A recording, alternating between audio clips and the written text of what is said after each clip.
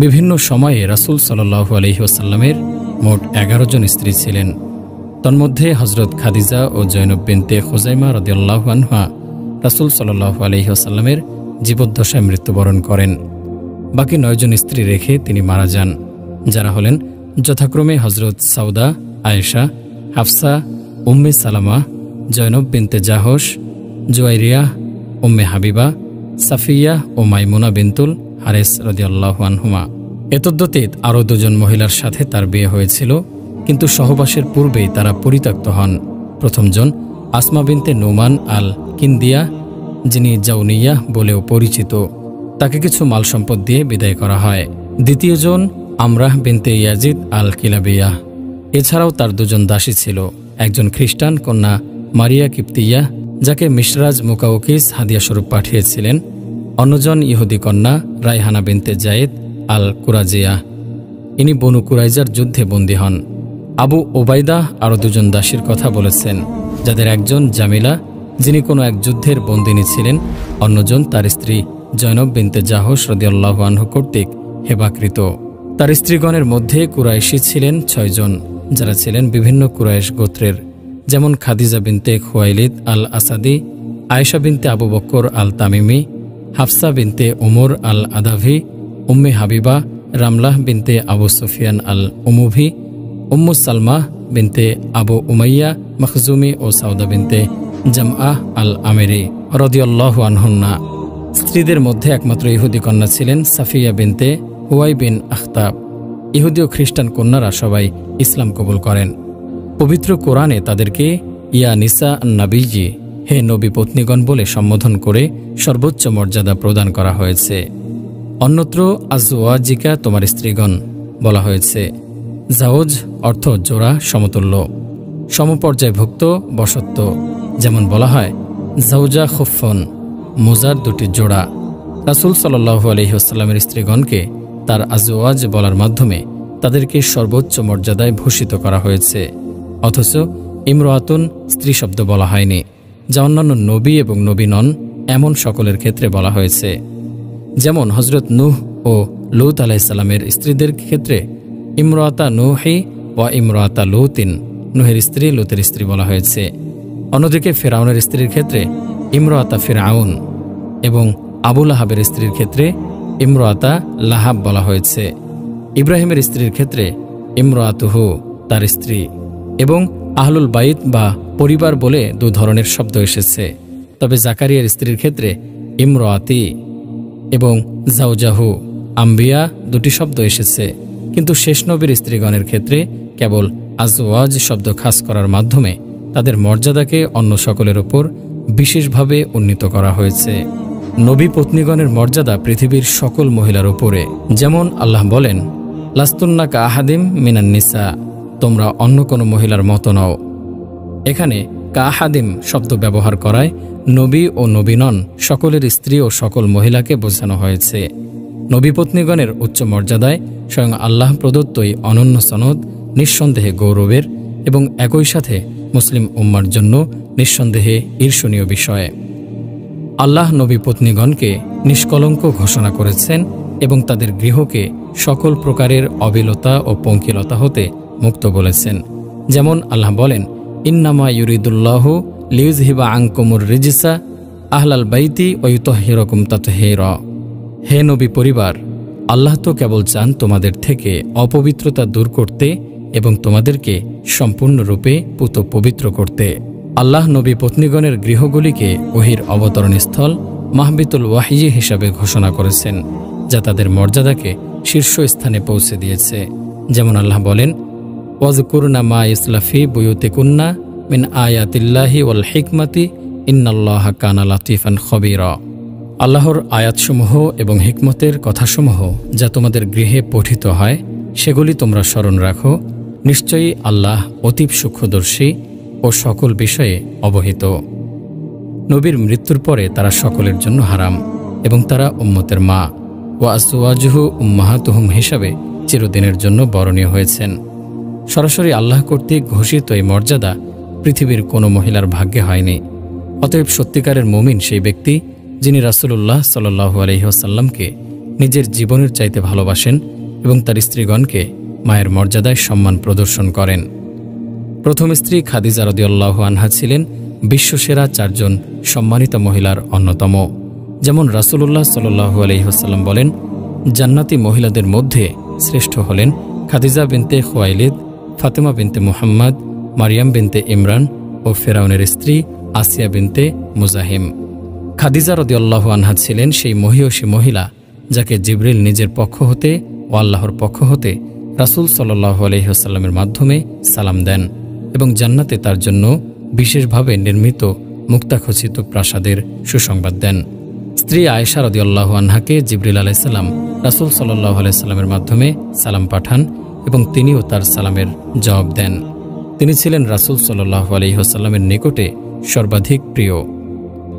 খাদিজা বিনতে খুয়াইলিদ বিবাহকালে রাসূল সাল্লাল্লাহু আলাইহি ওয়াসাল্লামের বয়স ছিল 25 ও তার বয়স 40।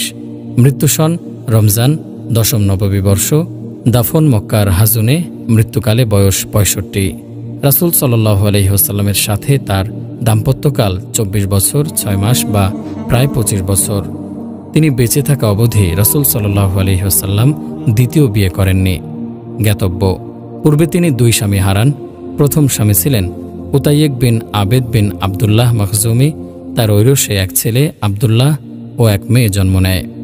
তার মৃত্যুর পর দ্বিতীয় স্বামী আবু হালাহ বিন মালিক তামিমের ঐরসে হালাহ, তাহের ও হিন্দ নামে 3 পুত্র ছিল, যারা সবাই পরে সাহাবী হন। মুহাম্মদ বিন আবদুল্লাহ রাসূল সাল্লাল্লাহু আলাইহি ওয়াসাল্লাম ছিলেন তার তৃতীয় স্বামী এবং তিনি ছিলেন তার প্রথমা স্ত্রী।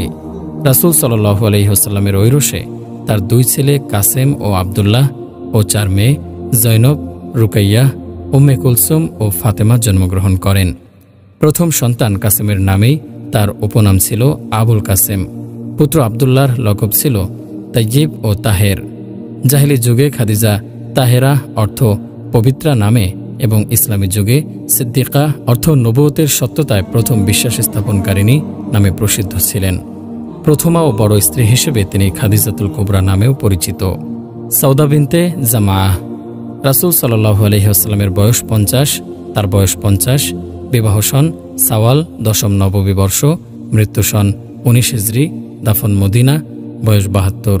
রাসূল সাল্লাল্লাহু আলাইহি ওয়াসাল্লামের সাথে দাম্পত্য জীবন 14 বছর। রাসূল সাল্লাল্লাহু আলাইহি ওয়াসাল্লামের মৃত্যুর পর স্ত্রীদের মধ্যে তিনিই প্রথম মৃত্যুবরণ করেন। জ্ঞাতব্য, ইনি প্রথম দিকে ইসলাম কবুল করেন, পরে তার উৎসাহে স্বামী সাকরান বিন আমর মুসলমান হন। অতঃপর উভয়ে হাবশায় হিজরত করেন। সাকরান সেখান থেকে মক্কায় ফিরে এসে মুসলিম অবস্থায় মৃত্যুবরণ করেন। তখন সন্তানদের নিয়ে তার বিধবা স্ত্রী সাউদা চরম বিপাকে পড়েন। একই সময়ে খাদিজাকে হারিয়ে বিপদগ্রস্ত রাসূল সাল্লাল্লাহু আলাইহি ওয়াসাল্লাম বাধ্য হয়ে সংসারে পটু সাউদাকে বিয়ে করেন ও তার হাতে সদ্য মাতৃহারা সন্তানদের দায়িত্ব অর্পণ করেন। তার বর্ণিত হাদিসের সংখ্যা 5টি, তার মধ্যে 1টি বুখারীতে ও 4টি সুনানে আরবাআহতে। উল্লেখ্য যে সাকরান হাবশায় গিয়ে ইসলাম ত্যাগ করে নাসারা হন ও সেখানে মৃত্যুবরণ করেন মর্মে তাবরানী ও ইবনুল আসির যে বর্ণনা করেছেন তা সহিহ বা জয়ীফ কোনোভাবেই প্রমাণিত নয়। আয়েশা বিনতে আবু বকর। রাসূল সাল্লাল্লাহু আলাইহি ওয়াসাল্লামের বয়স 54, বিবাহ সন সাওয়াল 11 নববী বর্ষ, বিয়ের সময় বয়স 6, স্বামী গৃহে আগমনের বয়স 9, সাওয়াল 1 হিজরি, মৃত্যু সন 57 হিজরি, দাফন মদিনা, বয়স 63। দাম্পত্য জীবন 10 বছর। জ্ঞাতব্য, ইনি একমাত্র কুমারী স্ত্রী ছিলেন, কোনো সন্তানাদি হয়নি। নবীপত্নীগণের মধ্যে তিনি ছিলেন সর্বাধিক জ্ঞানী, বুদ্ধিমতী ও হাদিসজ্ঞ মহিলা। জ্যেষ্ঠ সাহাবীগণ বিভিন্ন ফতোয়ায় তার দিকে প্রত্যাবর্তন করতেন ও তার সিদ্ধান্তকে অগ্রাধিকার দিতেন। আবু মুসা আশআরী রাদিয়াল্লাহু আনহু বলেন, আমি কোনো বিষয় আটকে গেলে আয়েশা রাদিয়াল্লাহু আনহার নিকটে গিয়ে তার সমাধান নিতাম। তার বর্ণিত হাদিসের সংখ্যা 2210টি, তন্মধ্যে 174টি মুত্তাফাক আলাইহ, 54টি এককভাবে বুখারী ও 9টি এককভাবে মুসলিম, বাকি 1973টি মুসনাদে আহমদ সহ অন্যান্য হাদিস গ্রন্থে। উল্লেখ্য যে আয়েশা রাদিয়াল্লাহু আনহার পিতা আবু বকর রাদিয়াল্লাহু আনহু ছিলেন একমাত্র সাহাবী যার পরিবারে 4টি স্তরের সবাই মুসলমান ছিলেন, যা অন্য কোনো সাহাবীর মধ্যে পাওয়া যায় না। অর্থাৎ আবু বকর রাদিয়াল্লাহু আনহু নিজে, তার পিতা, মাতা ও পুত্র কন্যাগণ এবং তাদের সন্তানগণ। হাফসা বিনতে উমর। রাসূল সাল্লাল্লাহু আলাইহি ওয়াসাল্লামের বয়স 55, তার বয়স 22। বিবাহ শাবান 3 হিজরি, মৃত্যু সন 41 হিজরি, দাফন মদিনা, বয়স 59। দাম্পত্য জীবন 8 বছর। জ্ঞাতব্য তার পূর্ব স্বামী খুনাইস বিন হুজাফা শাম্মী প্রথমে হাফসা ও পরে মদিনায় হিজরত করেন। বদর ও উহুদ যুদ্ধে শরিক ছিলেন, উহুদে জখমী হয়ে মারা যান। পরে রাসূল সাল্লাল্লাহু আলাইহি ওয়াসাল্লামের সাথে হাফসার বিয়ে হয়। তিনি মোট 60টি হাদিস বর্ণনা করেন, তন্মধ্যে মুত্তাফাক আলাইহি 4টি, এককভাবে মুসলিম 6টি, বাকি 50টি অন্যান্য হাদিস গ্রন্থে। প্রখ্যাত সাহাবী আব্দুল্লাহ বিন ওমর রাদিয়াল্লাহু আনহু ছিলেন তার সহোদর ভাই। জয়নব বিনতে খুজাইমা। রাসূল সাল্লাল্লাহু আলাইহি ওয়াসাল্লামের বয়স 55, তার বয়স প্রায় 30। বিবাহ সন 3 হিজরি, মৃত্যু সন 3 হিজরি, বয়স 30, দাফন মদিনা। দাম্পত্য জীবন 2 অথবা 3 মাস। জ্ঞাতব্য পরপর 2 স্বামী হারিয়ে রাসূল সাল্লাল্লাহু আলাইহি ওয়াসাল্লামের ফুফাতো ভাই আব্দুল্লাহ বিন জাহশের সাথে তৃতীয় বিবাহ হয়, কিন্তু তিনি উহুদ যুদ্ধে শহীদ হলে রাসূল সাল্লাল্লাহু আলাইহি ওয়াসাল্লামের সাথে চতুর্থ বিবাহ হয়। অধিক দানশীল ও গরিবের দরদী হিসাবে তিনি উম্মুল মাসাকিন বা মিসকিনদের মা নামে খ্যাত ছিলেন। তিনি কোনো হাদিস বর্ণনা করেননি। উম্মে সালামা হিন্দ বিনতে আবু উমাইয়া।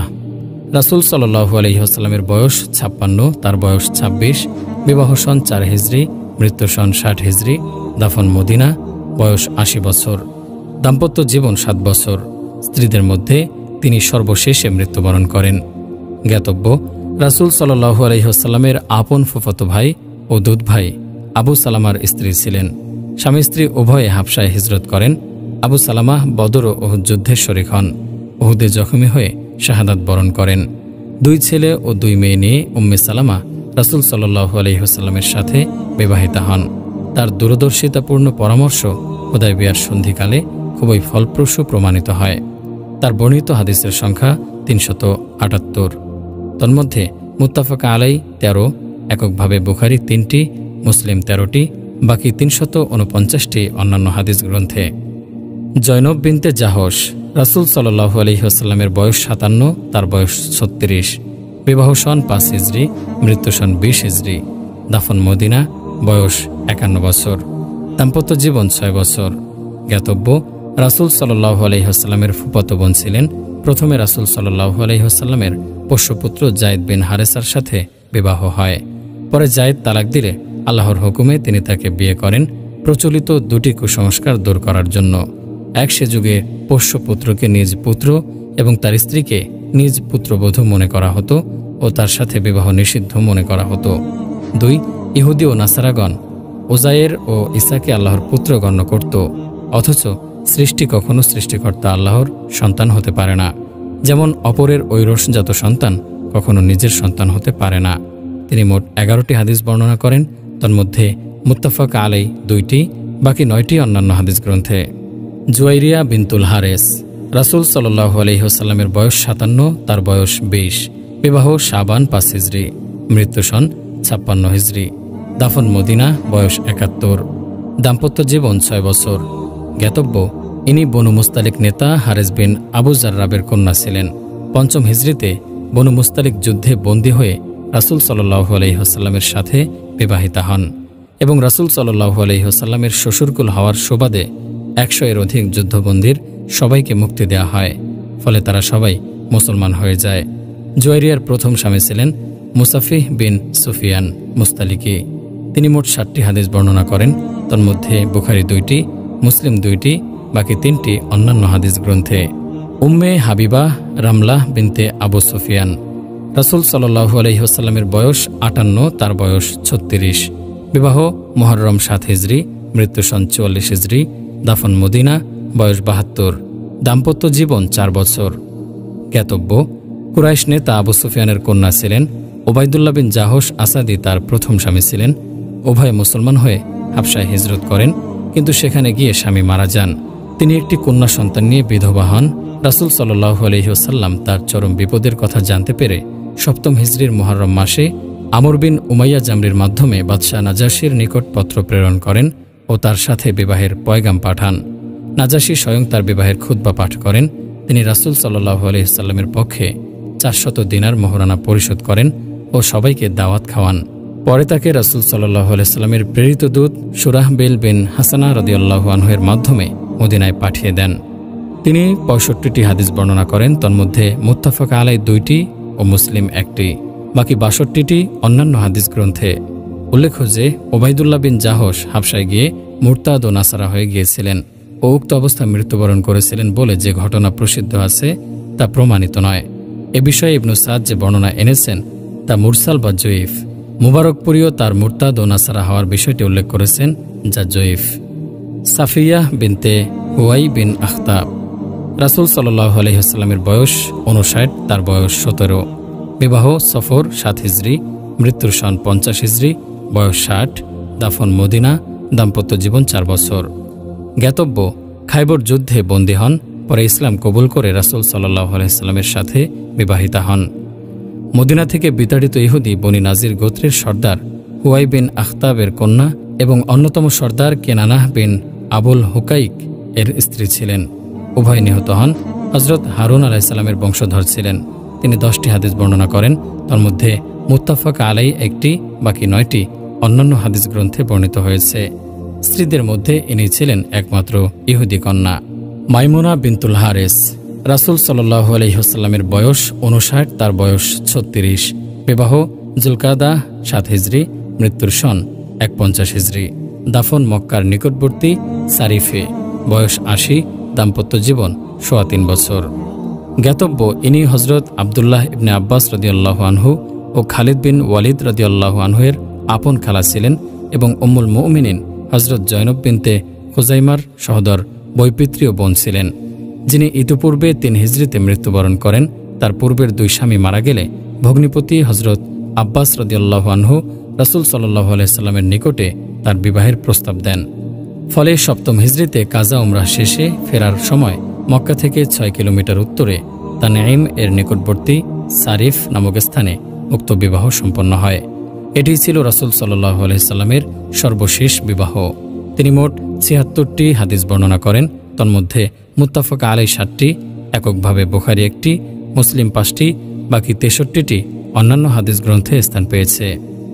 মুসলিম উম্মার জন্য উম্মাহাতুল মুমিনিন এর সবচেয়ে বড় অবদান এই যে তাদের মাধ্যমে আল্লাহর এই শ্রেষ্ঠ জাতি রাসূলুল্লাহ সাল্লাল্লাহু আলাইহি ওয়াসাল্লামের পারিবারিক জীবন সম্পর্কে জানতে পেরেছে। সেই সাথে পেয়েছে অনন্য 2822টি হাদিস, যেগুলির মধ্যে একা আয়েশা রাদিয়াল্লাহু আনহা 2210টি হাদিস বর্ণনা করেছেন, যা মুসলিম উম্মার জাতীয় জীবনের বিভিন্ন ক্ষেত্রে দিক নির্দেশিকা ধ্রুব তারার ন্যায় সর্বদা পথ দেখিয়ে থাকে। ফালিল্লাহিল হামদ। জানা আবশ্যক যে 25 বছরের টকবগে যৌবনে আল্লাহর রাসূল সাল্লাল্লাহু আলাইহি ওয়াসাল্লাম বিবাহ করেন পরপর 2 স্বামীহারা বিধবা ও কয়েকটি সন্তানের মা 40 বছরের একজন পৌঢ় মহিলাকে। এই স্ত্রীর মৃত্যুকাল অবধি দীর্ঘ 25 বছর তিনি তাকে নিয়েই সংসার করেছেন। অতঃপর 65 বছর বয়স্কা বৃদ্ধা স্ত্রী খাদিজার মৃত্যু হলে তিনি নিজের 50 বছর বয়সে দ্বিতীয় বিয়ে করলেন আরেক 50 বছর বয়সী কয়েকটি সন্তানের মা একজন বিধবা মহিলা সাউদাকে, নিতান্তই সাংসারিক প্রয়োজনে। এরপর মক্কা হতে হিজরত করে তিনি মদিনায় চলে যান, যেখানে শুরু হয় ইসলামী সমাজ গঠনের জীবন মরণ পরীক্ষা। ফলে মাদানী জীবনের 10 বছরে বিভিন্ন বাস্তব কারণে ও ইসলামের বিধানসমূহ বাস্তবায়নের মহতি উদ্দেশ্যে আল্লাহর হুকুমে তাকে আরও কয়েকটি বিবাহ করতে হয়। উল্লেখ্য যে 4টির অধিক স্ত্রী একত্রে রাখার অনুমতি আল্লাহ পাক স্রেফ তার রাসূলকে দিয়েছিলেন, অন্য কোনো মুসলিমের জন্য নয়। আরও উল্লেখ্য যে আল্লাহর রাসূল সাল্লাল্লাহু আলাইহি ওয়াসাল্লাম নিজেই নিজের সম্পর্কে বলেছিলেন যে মালি ফিন নিসাই মিন হাজাতি, আমার জন্য মহিলার কোনো প্রয়োজন নেই। প্রশ্ন হলো, তাহলে কেন তিনি এতগুলো বিয়ে করলেন? এর জবাবে, প্রথম কারণ শত্রুর দমনের স্বার্থে। গোড়া ও কুসংস্কারাচ্ছন্ন আরবীয় সমাজে প্রচলিত বিভিন্ন রীতির মধ্যে একটি রীতি ছিল এই যে তারা জামাতা সম্পর্ককে অত্যন্ত গুরুত্ব দিত। জামাতার সঙ্গে যুদ্ধ করা কিংবা প্রতিদ্বন্দ্বিতা করার ব্যাপারটি ছিল তাদের নিকটে দারুণ লজ্জা ও অসম্মানের ব্যাপার। তাই আল্লাহ পাক স্বীয় নবীকে একাধিক বিবাহের অনুমতি দেন বর্বর বিরুদ্ধবাদী শক্তিকে ইসলামের সহায়ক শক্তিতে পরিণত করার কৌশল হিসেবে, যা দারুণ কার্যকর প্রমাণিত হয়। উদাহরণস্বরূপ 4র্থ হিজরিতে উম্মে সালামাহকে বিবাহ করার পর তার গোত্র বনু মাখজুমের স্বনামধন্য বীর খালিদ বিন ওয়ালিদের যে দুর্ধর্ষ ভূমিকা উহুদ যুদ্ধে দেখা গিয়েছিল, তা পরিবর্তিত হয়ে যায় এবং 7ম হিজরির শুরুতে তিনি মদিনায় এসে ইসলাম কবুল করেন। 2. 5ম হিজরিতে জুয়াইরিয়া বিনতুল হারেসকে বিবাহ করার ফলে বনু মুস্তালিক গোত্রের যুদ্ধবন্দী 100 জন ব্যক্তি সঙ্গে সঙ্গে মুসলমান হয়ে যান এবং চরম বিরুদ্ধাবাদী এই গোত্রটি মিত্রশক্তিতে পরিণত হয়। জুয়াইরিয়া রাদিয়াল্লাহু আনহা তার কওমের জন্য বড় বরকতমণ্ডিত মহিলা কানাত আযমা বারাকা হিসাবে বরিত হন এবং তার গোত্র রাসূল সাল্লাল্লাহু আলাইহি ওয়াসাল্লামের শ্বশুর গোত্র হিসাবে সম্মানজনক পরিচিতি লাভ করেন। 3. 7ম হিজরির মুহররম মাসে উম্মে হাবিবাকে বিবাহ করার পর তার পিতা কুরাইশ নেতা আবু সুফিয়ান আর রাসূল সাল্লাল্লাহু আলাইহি ওয়াসাল্লামের প্রতিদ্বন্দ্বী থাকলেন না, বরং 8ম হিজরির রমজান মাসে মক্কা বিজয়ের পূর্ব রাতে তিনি ইসলাম কবুল করেন। 4. 7ম হিজরির সফর মাসে সাফিয়াকে বিবাহ করার ফলে রাসূল সাল্লাল্লাহু আলাইহি ওয়াসাল্লামের বিরুদ্ধে ইহুদিদের যুদ্ধ তৎপরতা বন্ধ হয়ে যায়। রাসূল সাল্লাল্লাহু আলাইহি ওয়াসাল্লামের সঙ্গে সন্ধি করে তারা খায়বরে বসবাস করতে থাকে। 5. 7ম হিজরির জিলকদ মাসে সর্বশেষ মাইমুনা বিনতুল হারেসকে বিবাহ করার ফলে নাজদবাসীদের অব্যাহত শত্রুতা ও ষড়যন্ত্র থেকে অব্যাহতি পাওয়া যায়, কেননা মাইমুনার এক বোন ছিলেন নাজদের সর্দারের স্ত্রী। এরপর থেকে উক্ত এলাকায় ইসলামের প্রচার ও প্রসার বাধাহীনভাবে চলতে থাকে। অথচ ইতিপূর্বে এরাই 4র্থ হিজরিতে 70 জন সাহাবীকে দাওয়াত দিয়ে ডেকে নিয়ে নির্মমভাবে হত্যা করেছিল, যা বীরে মাউনার ঘটনা নামে প্রসিদ্ধ। দ্বিতীয় কারণ, ইসলামী বন্ধন দৃঢ়করণ। আয়েশা ও হাফসাকে বিবাহ করার মাধ্যমে হযরত আবু বকর ও ওমরের সঙ্গে ইসলামী ভ্রাতৃত্ব দৃঢ়তর ভিত্তি লাভ করে। ওসমান ও আলীকে জামাতা করার পিছনেও রাসূল সাল্লাল্লাহু আলাইহি ওয়াসাল্লামের অনুরূপ উদ্দেশ্য থাকাটা অস্বাভাবিক নয়। এর ফলে ইসলাম জগৎ 4 জন মহান খলিফা লাভে ধন্য হয়। তৃতীয় কারণ, কুপ্রথা দূরীকরণ। পোষ্যপুত্র নিজের পুত্রের ন্যায় এবং তার স্ত্রী নিজের পুত্রবধূর ন্যায় হারাম, এ মর্মে যুগ যুগ ধরে চলে আসা সামাজিক কুপ্রথার আপনোদনের জন্য আল্লাহর হুকুমে তিনি স্বীয় পালিত পুত্র যায়েদ বিন হারেসার তালাকপ্রাপ্তা স্ত্রী জয়নব বিনতে জাহশকে বিবাহ করেন।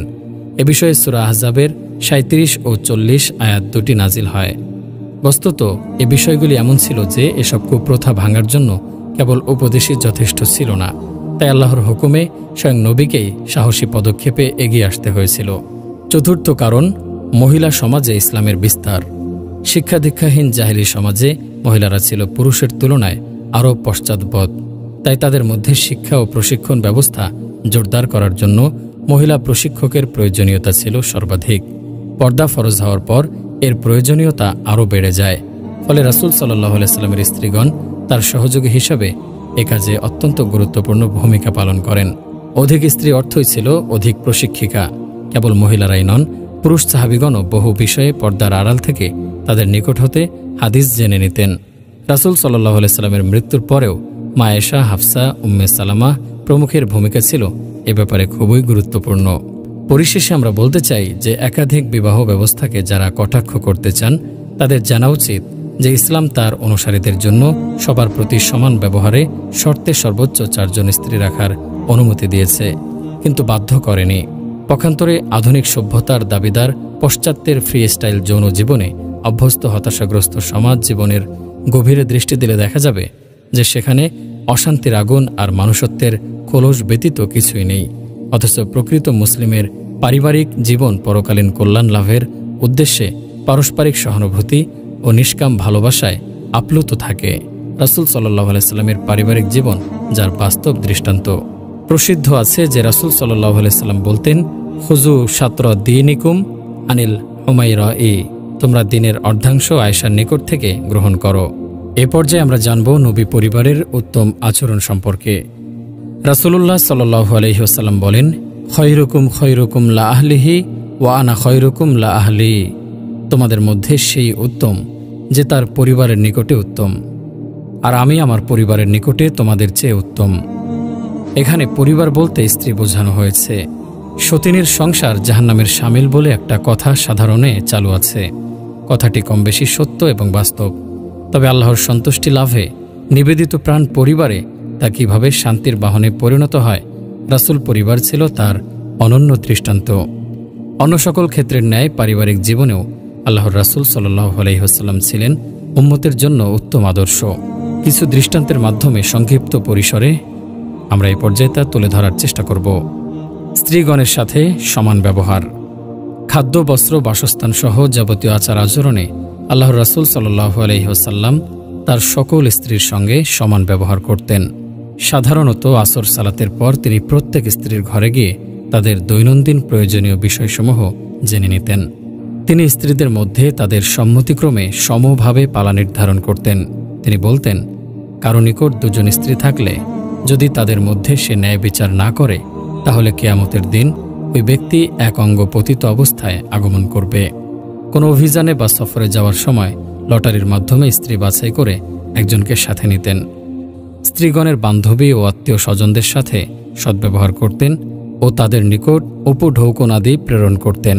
স্ত্রীগণের প্রত্যেকের কক্ষ পৃথক ছিল, যেগুলিকে আল্লাহ পাক হুজরাত কক্ষসমূহ, বুয়ুত ঘরসমূহ ইত্যাদি নামে অভিহিত করেছেন। স্ত্রীগণের অধিকাংশ বড় বড় ঘরের মেয়ে হলেও রাসূল সাল্লাল্লাহু আলাইহি ওয়াসাল্লামের শিক্ষাগুণে তারা সবাই হয়ে উঠেছিলেন অল্পে তুষ্ট ও সহজ সরল জীবনযাপনে অভ্যস্ত। অন্যের স্বার্থকে নিজের স্বার্থের ওপরে স্থান দেওয়ার অনন্য গুণে গুণান্বিতা ছিলেন এই সকল মহিয়সী নারীগণ। সম্পদ পায়ে লুটালেও তারা সেদিকে ভ্রুক্ষেপ করতেন না। দানশীলতায় তারা ছিলেন উদারহস্ত। উম্মুল মুমিনিন হজরত জয়নব বিনতে খুজাইমা রাদিয়াল্লাহু আনহা তো উম্মুল মাসাকিন, মিসকিনদের মা হিসেবে অভিহিত ছিলেন। খায়বর বিজয়ের পর বিপুল গনিমত হস্তগত হয়। তখন রাসূল সাল্লাল্লাহু আলাইহি ওয়াসাল্লামের প্রাপ্য অংশ হতে প্রত্যেক স্ত্রীর জন্য বছরে ৮০ আসাক খেজুর এবং ২০ আসাক জব বরাদ্দ করা হয়। সেই সাথে একটি করে দুগ্ধবতী উষ্টি প্রদান করা হয়। কিন্তু দেখা গেল যে পবিত্র স্ত্রীগণ যতটুকু না হলে নয় ততটুকু রেখে বাকি সব দান করে দিয়েছেন। সপত্নীগণের মধ্যে পরস্পরের ভালোবাসা ছিল গভীর ও নিঃস্বার্থ। প্রত্যেকেই প্রত্যেকের প্রতি ছিলেন সহানুভূতিশীল ও দয়াদ্রচিত্ত। এরপরেও যদি কখনো কারো প্রতি কারো কোনো রূঢ় আচরণ প্রকাশ পেত, তাহলে দ্রুত তা মিটিয়ে ফেলা হতো। যেমন একবার রাসূল সাল্লাল্লাহু আলাইহি ওয়াসাল্লামের একমাত্র ইহুদিজাত স্ত্রী সাফিয়াকে কুরাইশ স্ত্রী জয়নব বিনতে জাহশ ইহুদি বলে সম্বোধন করেন, যার মধ্যে তার ছেলের ভাব ছিল। এতে আল্লাহর রাসূল সাল্লাল্লাহু আলাইহি ওয়াসাল্লাম এতই ক্ষুব্ধ হন যে জয়নব তাওবা করে অনুতপ্ত না হওয়া পর্যন্ত তার গৃহে পা রাখেননি। আরেকদিন রাসূল সাল্লাল্লাহু আলাইহি ওয়াসাল্লাম ঘরে এসে দেখেন যে সাফিয়া কাঁদছেন। কারণ জিজ্ঞেস করলে তিনি বললেন যে হাফসা আমাকে ইহুদির মেয়ে বলেছেন। এ কথা শুনে রাসূল সাল্লাল্লাহু আলাইহি ওয়াসাল্লাম সাফিয়াকে সান্ত্বনা দিয়ে বললেন, বরং তুমি নিশ্চয়ই নবী ইসহাকের কন্যা। তোমার চাচা ইসমাইল একজন নবী এবং তুমি একজন নবীর স্ত্রী। তাহলে কিসে তোমার ওপর সে গর্ব করেছে? অতঃপর তিনি হাফসাকে উদ্দেশ্য করে বললেন, আল্লাহকে ভয় করো হে হাফসা। আয়েশা রাদিয়াল্লাহু আনহা বলেন, লোকেরা আয়েশার পালার দিক ঠিক রাখত। ওই দিন তারা রাসূল সাল্লাল্লাহু আলাইহি সাল্লামকে খুশি করার জন্য নানাবিধ হাদিয়া পাঠাত। স্ত্রীগণ দু দলে বিভক্ত ছিলেন, সাউদা, আয়েশা, হাফসা ও সাফিয়া এক দলে এবং উম্মে সালামা ও বাকিগণ আরেক দলে। শেষোক্ত দলের স্ত্রীগণের অনুরোধে উম্মে সালামা রাসূল সাল্লাল্লাহু আলাইহি ওয়াসাল্লামকে একদিন বললেন, আপনি লোকদের বলে দিন তারা যেন আপনি যেদিন যে স্ত্রীর কাছে থাকেন সেদিন সেখানে হাদিয়া পাঠায়। রাসূলুল্লাহ সাল্লাল্লাহু আলাইহি ওয়াসাল্লাম বললেন, হে উম্মে সালামা, তুমি আমাকে আয়েশার ব্যাপারে কষ্ট দিও না। উম্মে সালামা তাওবা করলেন। পরে তারা উক্ত বিষয়ে ফাতেমাকে রাসূল সাল্লাল্লাহু আলাইহি ওয়াসাল্লামের কাছে পাঠালেন। সেখানেও রাসূল সাল্লাল্লাহু আলাইহি ওয়াসাল্লাম একই জবাব দিলেন এবং বললেন, ফাতেমা, আমি যা পছন্দ করি তুমি কি তা পছন্দ করো না? তাহলে তুমি আয়েশাকে ভালোবাসো। রাসূলুল্লাহ সাল্লাল্লাহু আলাইহি ওয়াসাল্লাম অত্যন্ত সরল, সহজ ও সাদাসিধা জীবনযাপন করতেন। তিনি স্বেচ্ছায় দরিদ্রতা অবলম্বন করেছিলেন। তিনি বলতেন, আল্লাহুম্মা আহিয়িনি মিসকিনান আও মিতনি মিসকিনান ওয়াহশুরনি ফি জুমরাতিল মাসাকিন। হে আল্লাহ, তুমি আমাকে মিসকিনি হালে বাঁচিয়ে রাখো ও মিসকিনি হালে মৃত্যুদান করো এবং আমাকে মিসকিনদের সাথে পুনরুত্থিত করো। তিনি বলতেন, আল্লাহুম্মারযুক আলা মুহাম্মাদিন কুওয়াতান। হে আল্লাহ, তুমি মুহাম্মাদের পরিবারকে পরিমিত আহার দান করো যা ক্ষুধা নিবৃত করে। অভাবে অনটনে দুঃখে বেদনায় সর্বাবস্থায় তিনি কঠিন ধৈর্য অবলম্বন করতেন। এমনকি ক্ষুধার যন্ত্রণা হ্রাস করার জন্য তিনি কখনো কখনো পেটে পাথর বেঁধে রাখতেন।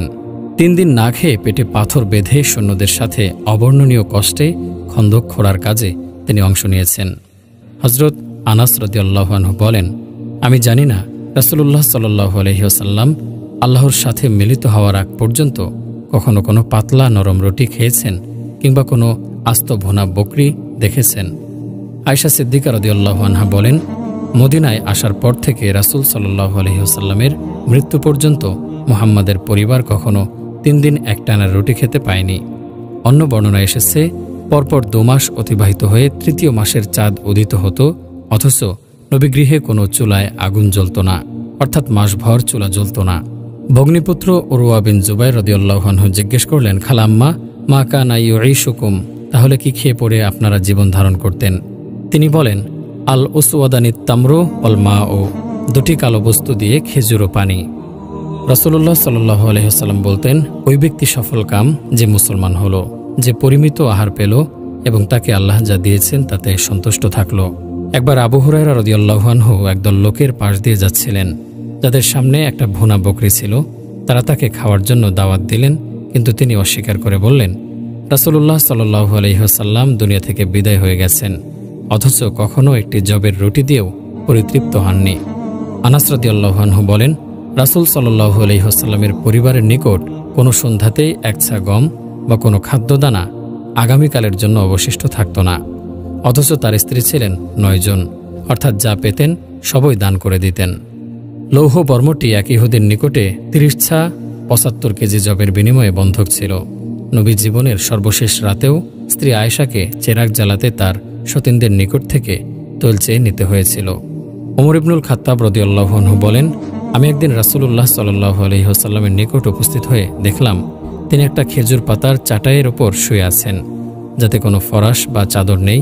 তার দেহে চাটাইয়ের দাগ বসে গিয়েছিল। তার মাথার নিচে খেজুর গাছের জোবরা ভর্তি একটি চামড়ার বালিশ। তার দেহে চাটাইয়ের দাগ দেখে আমি কাঁদতে লাগলাম। তিনি বললেন, তুমি কেন কাঁদছ? আমি বললাম, হে আল্লাহর রাসূল, পারশিক ও রোমকরা কোন অবস্থায় আছে আর আপনি কোন অবস্থায়? তখন তিনি বললেন, তুমি কি এতে সন্তুষ্ট নাও যে তাদের জন্য দুনিয়া এবং আমাদের জন্য আখেরাত? আব্দুল্লাহ বিন মাসউদ রাদিয়াল্লাহু আনহু বলেন, রাসূলুল্লাহ সাল্লাল্লাহু আলাইহি ওয়াসাল্লাম একটি চাটাইয়ের উপরে শুতেন, অতঃপর যখন দাঁড়াতেন তখন তার পার্শ্বদেশে ওই চাটাইয়ের দাগ পড়ে যেত। আমরা বললাম, হে আল্লাহর রাসূল, আমরা কি আপনার জন্য একটি তোশক বানিয়ে দেব না? জবাবে তিনি বললেন, আমার জন্য বা দুনিয়ার জন্য কি প্রয়োজন? দুনিয়াতে আমি একজন সাওয়ারের ন্যায় যে একটি গাছের ছায়ায় বিশ্রাম করছে, অতঃপর রওনা হবে এবং ওই গাছটিকে ছেড়ে যাবে।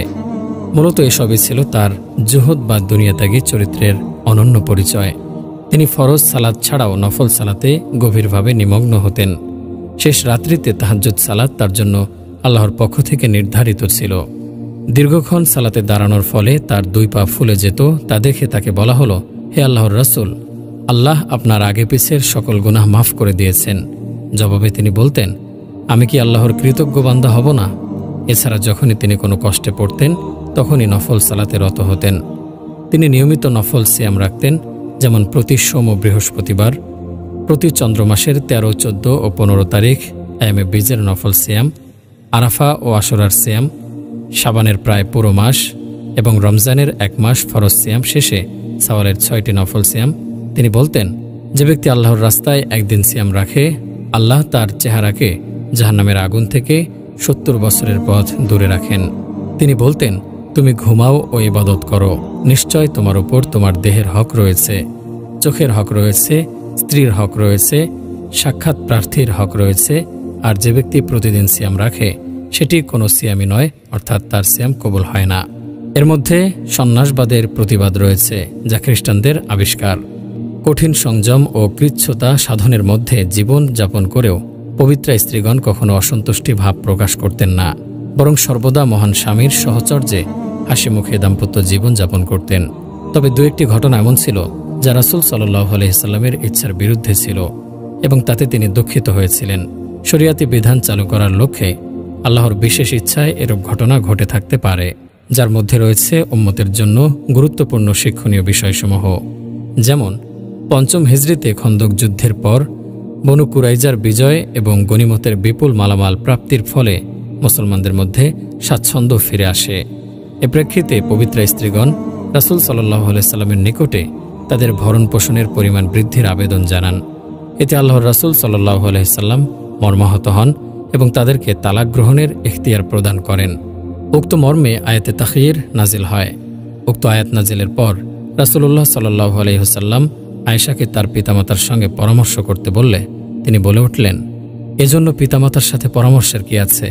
আমি তো আল্লাহ ও তার রাসূল এবং আখিরাতকে কবুল করে নিয়েছি। তিনি বলেন, অতঃপর অন্যান্য স্ত্রীগণ সকলেই আমার পথ অনুসরণ করলেন। একবার দুজন স্ত্রীর ওপর কোনো কারণে ক্ষুব্ধ হয়ে রাসূল সাল্লাল্লাহু আলাইহি ওয়াসাল্লাম কসম করেন যে তাদের থেকে 1 মাস বিরত থাকবেন এবং তা যথারীতি কার্যকর হয়।